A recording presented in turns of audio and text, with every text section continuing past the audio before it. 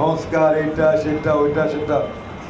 আরে ভাই, যদি ক্ষমতায় থাকতেই চান, যদি ক্ষমতা ভালো লাগে, তাহলে নির্বাচন দেন, নির্বাচিত হয়ে বাংলাদেশে রাজনীতি করেন, ক্ষমতার স্বাদ দেন। আপনারা যদি মনে করেন বাংলাদেশ সবাই আপনাদের পক্ষে, তাহলে নির্বাচনে তো ভয় করেন কেন?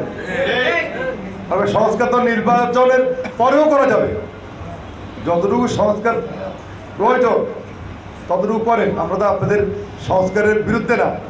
আমাদের নেতা, আমাদের পার্টির ভারপ্রাপ্ত চেয়ারম্যান দেশ নায়ক তারেক রহমান সাহেব, তিনি বিভিন্ন সময় বলেছেন যতটুকু সংস্কার প্রয়োজন আমরা সংস্কারের পক্ষে।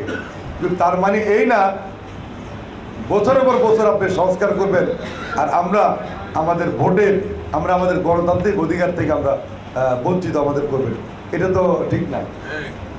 একটা ফ্যাসিবাদের হাত থেকে আমরা সকলে মিলে দেশকে রক্ষা করেছি।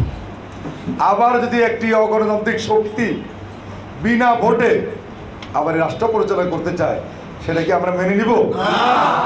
সেটা আমরা কখনো মেনে নিব না।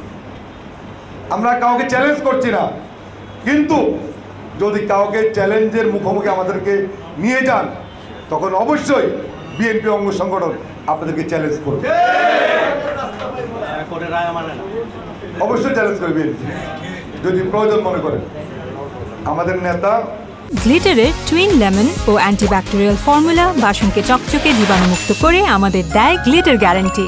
দেশ নেতা বেগম খালেদা জিয়া এবং আমাদের দলের ভারপ্রাপ্ত চেয়ারম্যান তারেক রহমান সাহেব এই দেশের জন্য, দলের জন্য, গণতন্ত্রের জন্য, স্বাধীনতা সংগ্রামের, স্বাধীন দেশের মানুষকে স্বাধীনভাবে চলার জন্য, কাজ করার জন্য এই 16 বছর তো সংগ্রাম করেছেন। দীর্ঘদিন বেগম খালেদা জিয়া কোনো অপশক্তির সাথে আপোষ করেন না, জেল কেটেছেন। নীরবে নীরবে তিনি নিজের জীবনটা তিনি শেষ করে ফেলেছেন এই দেশের জন্য। তারেক রহমানকে মিথ্যে মামলা দিয়ে বিদেশ থেকে যাতে বাংলাদেশে আসতে না পারে সেই জন্য সকল চক্রান্ত আপনারা করেছেন। বিএনপি তো গণতন্ত্রের দল, বিএনপির নেতা যিনি দলকে প্রতিষ্ঠা করেছেন তিনি তো স্বাধীনতার ঘোষক।